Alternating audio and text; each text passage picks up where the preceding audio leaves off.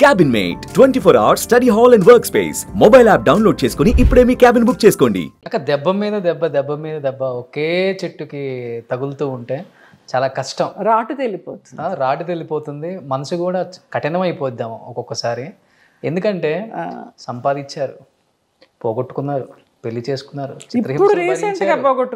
కుటుంబం కోసం మొత్తం జీవితం త్యాగం చేసేసారు, సంపాదించినంత వాళ్ళకే పెడుతున్నారు. మీకంటూ రేపు వెనకుండి జయలలిత జ్వరం వచ్చిందంటే ఒక టాబ్లెట్ తెచ్చేవాళ్ళు, ఒక ఇంజెక్షన్ చేయించేవాళ్ళు, లేకపోతే కాళ్ళు నొక్కే వాళ్ళు కూడా లేరు. అలాంటిది ఉన్న డబ్బులన్నీ రీసెంట్ గా కూడా పోగొట్టుకున్నారు. క్యాబ్ లో తిరుగుతుంది. అవును, ఏంటక్క ఆటోలో వెళ్ళిన సందర్భాలు ఉన్నాయి. నా ఇంట్లో ఉన్న పని అమ్మాయి ఎన్ని సంవత్సరాల నుంచో మన ఇంట్లో పనిచేస్తుంది, వంటమ్మాయి సత్య, అనపర్తి నుంచి వచ్చింది. అది నేను ఆటోలో దిగుతుంటే రీసెంట్గా లోపలికి వెళ్ళి ఏడ్చింది.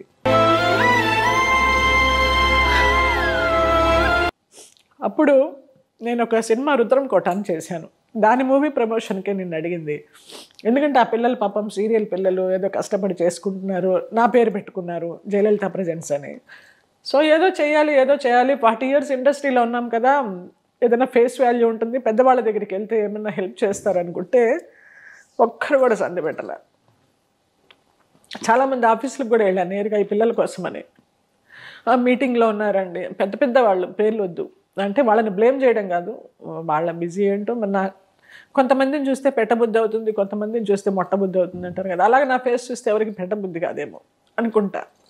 నేను అసలు పెట్టాలని కూడా ఆశించను, నా చెయ్యి ఎప్పుడు ఇలాగే ఉండాలి, ఇలా ఉండకూడదు, అది ఉన్నా లేకపోయినా కూడా. సో నీ తత్వం నాకు అందుకే నువ్వు ఇష్టం. థ్యాంక్ యూ అక్క. అదే చాలు.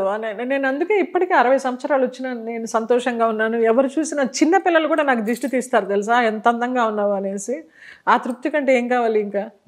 చిన్న పిల్లలు నాకు సినిమాల్లో మనవరాలు మనవడిగా చేసే వాళ్ళందరూ. మొన్న రీసెంట్గా ఒక సినిమా, ఆలీ తమ్ముడు ఖయూమ్ మెయిన్ లీడ్ చేస్తున్నాడు, సక్సెస్ అని ఒక మూవీ. ఆ మూవీలో మనవరాలు ఎంత అందంగా ఉంటుందో, అది ఎంత క్యూట్గా ఉంటుందో, అది నాకు దిష్టి తీస్తుంది, ఎంత బాగున్నావు నానమ్మ అనేసి. భలే మంచిగా అనిపిస్తుంది. అందరూ కూడా దేవతలాగా ఉన్నావు, ఒక అమ్మవారు వచ్చినట్టుందని మనస్ఫూర్తిగానే అంటారని నేను అనుకుంటున్నాను. పాజిటివ్గానే అనిపిస్తుంది నాకు. ఏడుస్తుంటే ఎవరు చూడలే. అది ఏమో వచ్చేసింది, చాలా కంట్రోల్ చేసుకున్నాను కానీ అక్క అడగకూడదు. థ్యాంక్ యూ నాన్న, గాడ్ బ్లెస్ యూ. అప్పుడు ఈ పిల్లలు అప్పుల్లో ఉన్నారు, వీళ్ళు కూడా. ఈ అనిల్ అనేవాడు అప్పుల్లో ఉండి నాకు ఒక కారు కొనిపెట్టాడు. కింద ఉంటుంది ఆ కారు. నా పుట్టినరోజు July 5th నాడు నేను షిరిడి వెళ్ళా, 60th బర్త్డే కదా, బాబా దగ్గర ఉండాలనేసి వెళితే వచ్చాక వాడు సర్ప్రైజ్ ఇచ్చాడు. ఆ కారు ఇప్పుడు కారు ఉంది ఉన్నా కూడా నాకేం సంతోషం లేదు. పాపం వాడే అప్పుల్లో ఉండి వాడు కింద మీద పడి నాకు కారు ఇవ్వడం ఏంటి. వాడు ఒక గొప్ప స్టేజ్లో ఉంటే నేను ఆనందంగా తీసుకునేదాన్ని. ఆ కారు ఉన్నా కూడా నాకు ఆనందం లేదు, ఆ తృప్తి కూడా లేదు నాకు. వెళ్తున్నాను వస్తున్నాను తప్పించి ఇంకా షూటింగ్స్కి కూడా ఏమీ వాడటలేదు. ఈ లోకల్లో ఏదన్నా ఫంక్షన్ అంటే అలా అంటే వెళ్తాను.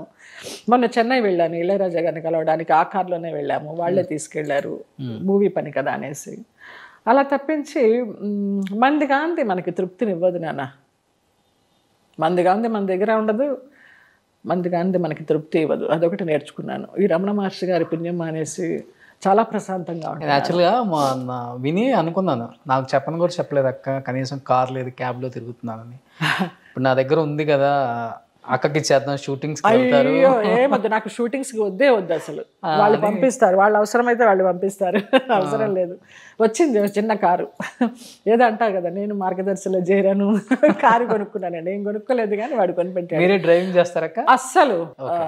తోడికోడళ్ళు సినిమా కోసం, రామానాయుడు గారి సినిమా కోసం పాల పాప అనేసి ఒక క్యారెక్టర్, కామెడీ సుధాకర్ గారు, నేను దానికోసం సైకిల్ నేర్చుకున్నాను. ఎన్ని దెబ్బలో నాకు రాదు, నాకంత నేను చాలా సామాన్యమైన ఒక బ్రాహ్మణ అమ్మాయిని.